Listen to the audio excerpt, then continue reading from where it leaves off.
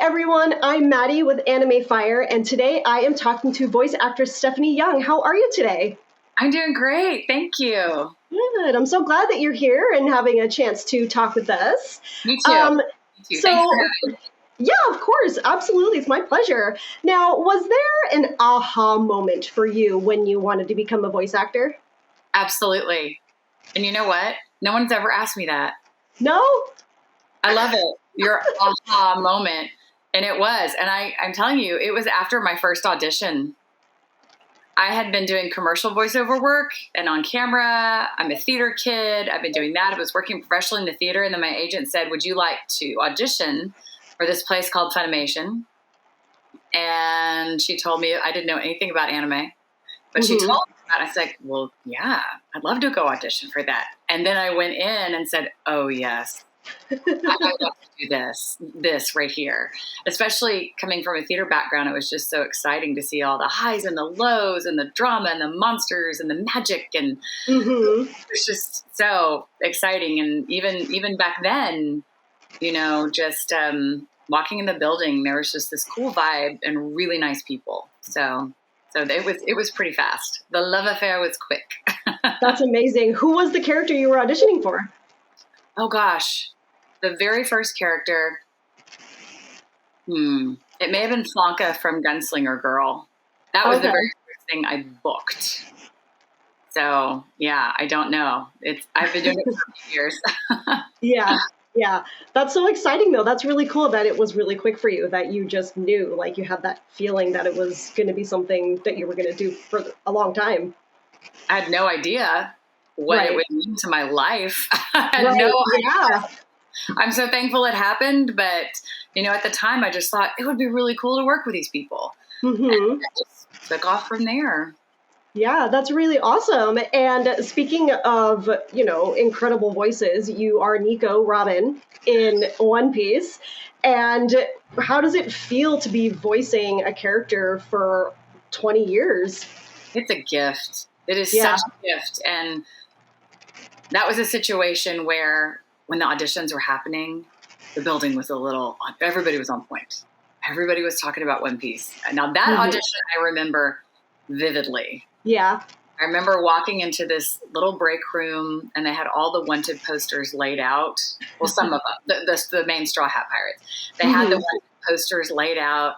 And I looked around and I saw Nami. I was like, gosh, she is super cute, but I don't know that that's where I fit. And then I saw Robin and thought, oh, I would love to voice her. But, you know, it's the kind of thing where you think, well, don't hang on to it too tightly. Doesn't everybody want everybody wants to voice her. But it just, I don't know. I just fell in love with her right away. And it's never stopped. I'm so thankful to be voicing her. And I just thought it was going to be for a few years. Everyone thought, well, this could go on for a couple of years, guys. So, you know, if you get to it, you need to be ready. And who knew? Who knew all these years later? Yeah. But I love her. I gush about her. I love that. Yeah, I mean, if you want to keep talking about Robin, go for it. I mean, like, I love that you love her so much. I do. She's just a part of my life now. You know, we've been together for a very long time, and she's also a character that I respect her immensely. Her journey, her arc, and her growth, to even have a character that goes through everything that she's been through and then comes out on the other side, opening up and growing as a person.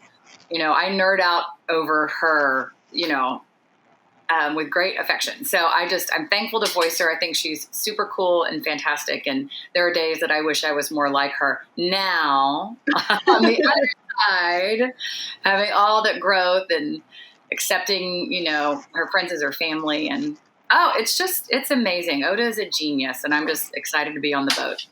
Yeah, that is really cool. And have you had a chance to watch the live action One Piece? Yes, I think it's great. Yeah. I think it's fantastic. And I'm so proud. I was really nervous. I think everyone probably said that. I was scared to watch.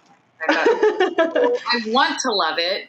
But, you know, we've been doing this for so long. We feel so connected to this show and this sort of, not ownership, but we're just so invested and we care. Right. And so I thought, oh, please be good, please be good. And the trailers looked good, but I was on a plane actually going to California, and Ian Sinclair, the voice of Brooke, was also on the plane. And he said, have you watched it? said, no, I haven't. I don't know why. It's so silly. I just watched the show, but I hadn't taken the time to watch it. And he said, it's really good. Just watch it. And so I was like, fine, that's what I'm doing on this plane ride. I'm going to dive in. And after the first episode, I had to get out of my seat and go find him and say, it's so good. So I knelt down by him and I go, it's so good. And he goes, it is so good. And everyone's around, you know, I'm like, But it was really exciting. And then it's beautiful. You can tell so much care has been put into this show to honor the story. Oda was all over it. And a lot of they put budget into it. And it's just, I think it's great. And then our audience, you know, more people will come to the family. Come on the boat. Oh, this is I had not seen a single episode of the anime because it was a little intimidating to have, you know, 1,000 episodes in front of you, right? And which is kind of silly because like I find myself binge watching the same shows over and over, and it's like in the amount of time that I rewatched Bungo Stray Dogs, I could have watched One Piece, you know. But I was like, oh my gosh, my friends who love the anime are gushing about the live action. And that's huge because we've seen kind of the flopped live action of stuff, right? Like things just didn't go well. And so for them to be like, oh my gosh, this is so much fun. This is so great. And then like the interviews for the actors were showing up on my FYP on TikTok. And I was like, they're so cute. I was like, okay, you know what? I'm going to do this. I'm going to watch the live action. I think it was 10 minutes in. I was like, oh no, I'm going to have to watch the anime. Like, I was like, I'm so in love with these characters and I just met them. I was like, I have to watch the anime now. And I like to tell people, I say, it isn't 1,000 episodes because it's not good. It's great. And I love hearing when I'm at different conventions and meeting fans and, you know, other people that love this show like we do, that they, you know, time after time, oh, I didn't want to watch it. Oh, I didn't want, and I get it. That's a lot. Yeah. And even when we told people during the pandemic, like, now's your chance. It's good. But so many people, I love to hear that story, and then they start it, and then they're hooked. So it's great for the story to get out there in whatever form, you know, it's in. You know, get it out there. Yeah, and it's written so well, and the found family trope is always so wonderful to watch. You know, and we're going to get more of the live action as well. I think they're starting season 2, or they're going to start when the, you know, strikes are done. Like they're going to, you know, work on the second season, which is amazing. You know, who would you cast to play Robin? I have no idea. There's so many ways you could go with her. I have no idea who I would cast as Robin. But boy, I would sure love to play Olvia if they do the flashbacks of her childhood. That's her mother. Olvia's her mom. But I can't wait to see. I can't wait to see what they do. But they've made such good choices up until now. I'm sure it'll be wonderful. Oh yeah, I'm sure, absolutely. And so, you know, I know that you love Robin so much. But if you weren't Robin in One Piece and you were cast as someone else, who would you have liked to voice? Oh gosh, who else would be so much fun? I was a guy. I'd love to be Zoro. Yeah. You know, that would be really exciting and fun. I mean, I'm thinking Straw Hats, you know. Big Mom's a great character. Yeah. She's daunting. If I had the voice for Chopper, I think it would be super fun. I could never do Luffy in a million years, and I don't know how Kali does it, but she does. She's got these Teflon cords, and she can do it. It's so much screaming. I admire the voice of you guys being able to do stuff like that. Well, I tell you what, that's one of the cool things about Robin, is, you know, everyone's bouncing off the walls and screaming their lungs out, and she's just calm as a cucumber, and will either have some, you know, wry comment with her bit of dark humor that I love her dark humor, you know, or just calm and it's like, well, let's turn to the left. We'll probably die. Let's go. So, yeah, great. I love that. That's fantastic. That's so funny. Do you find yourself relating to any of the other characters that you voice? It's funny. I was talking about this just the other day with a fan. I voice KK in Blood Battlefront Blockade. And she has this scene where she is multitasking to the hilt. She's at her child's school and she is waging war on her laptop. And she keeps going to the bathroom and trying to escape to, battle, battle, come back and watch the program, battle, battle. And she's just completely frazzled with all of this. And the day that I recorded that scene, I was running late because I had been at this preschool event for one of my children. And I was calling the director going, I'm so sorry. This happened and this happened. I'm on my way. I'm going to be there. And he goes, this is perfect. Fine. Then I walk in, he goes, you're ready to do today. You are ready to do today. And sure enough, it was actually super cathartic to do that. That also happened with a character named Elfride from a show called Moonface that I voiced a million years ago. That she was in love and Twitter pated, and I just met my husband and we were just dating and those kinds. I love it when life goes together. And either it's similar or you just are able to work through some things. Let's see. Claire in Claymore, I voiced that character, and that show is so great. And people are discovering Claymore now, which is super exciting. It's coming. It's had this resurgence that I found, which was shocking to me. Female warriors that are really, really interesting and have to keep control or they turn into monsters. It's just such a great concept. But the year I was getting married, I was recording that. And it was actually really cathartic to be able to yell and scream in the booth when people are asking you to pick out napkin colors, which is one of my favorite things to do. Let me act. So it's funny. I would just sort of release it in the booth like, I feel better. I feel better now. Yes. I'm just a monster. Yes. Things are going hard in life. Just get in the booth and, scream for a little bit and you feel really good. Yeah, that's so wonderful. I was just going to say, I'm sure it's so nice to have a place to scream instead of because you can scream into a pillow. It's great. But when you can take that energy and give it to someone who's supposed to have that energy is amazing. Turn it into art. Yeah. And then if you don't need the pillow, that works too. But just let it out. So yeah. 100%. Absolutely. Do you think any of your characters would get along with each other? Ooh, Robin would probably get along with most anyone. She was so calm and she's nurturing.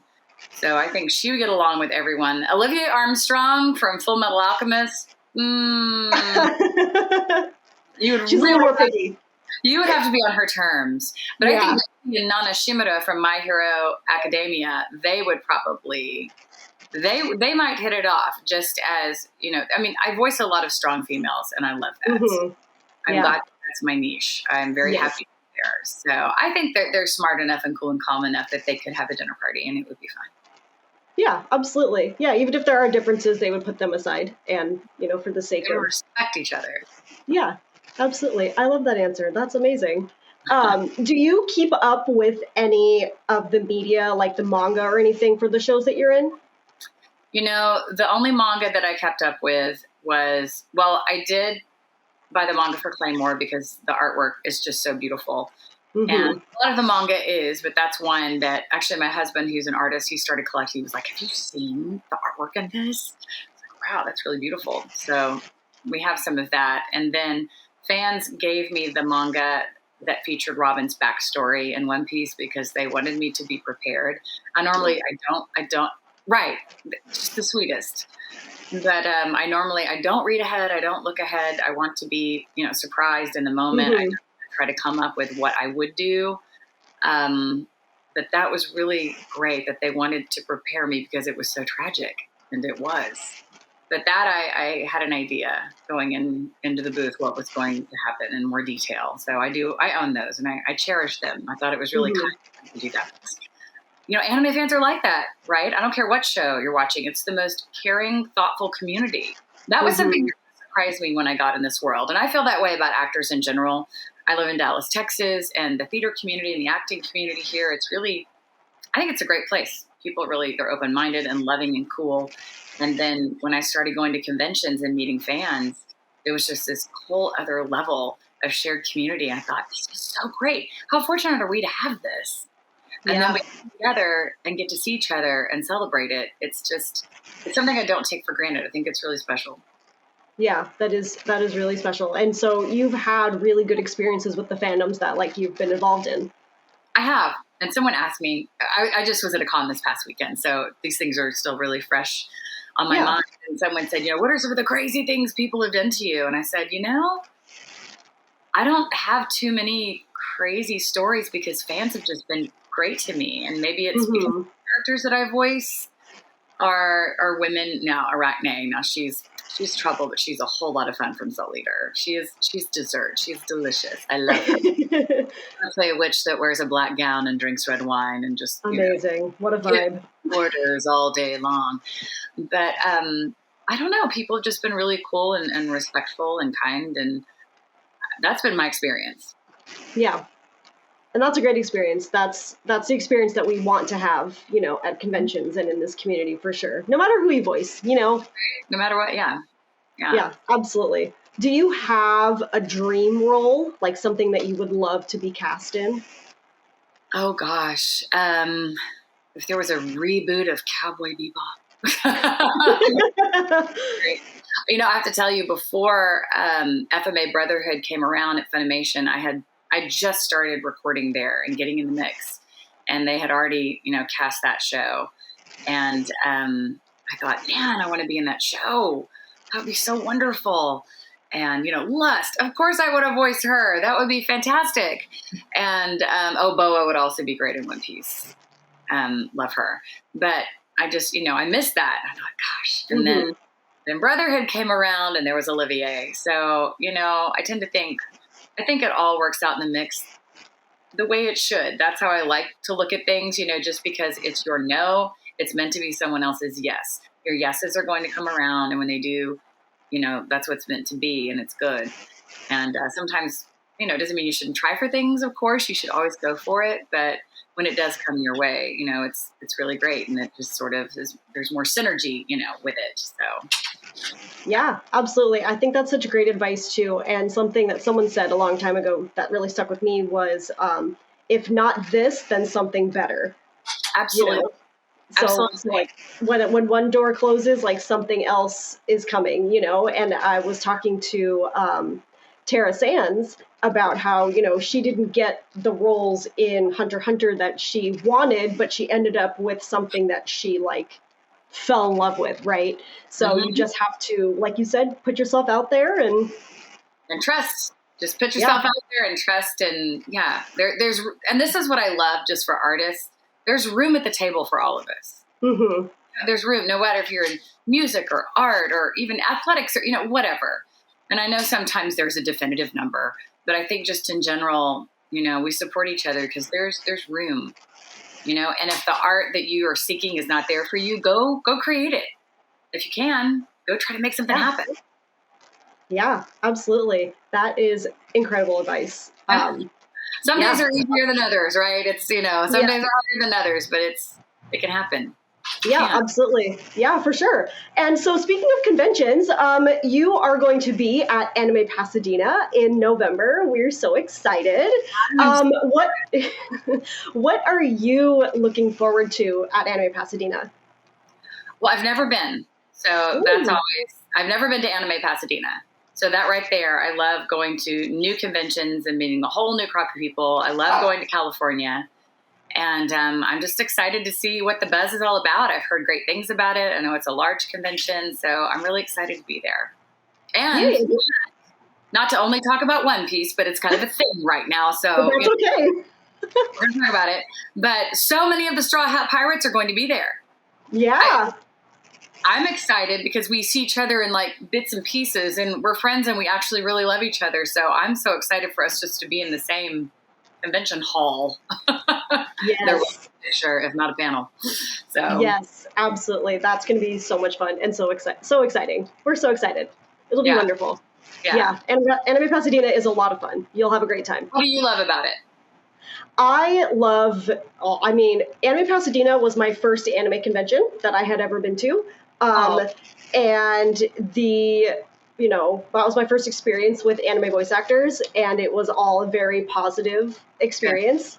And the cosplay community, I'm a huge cosplayer.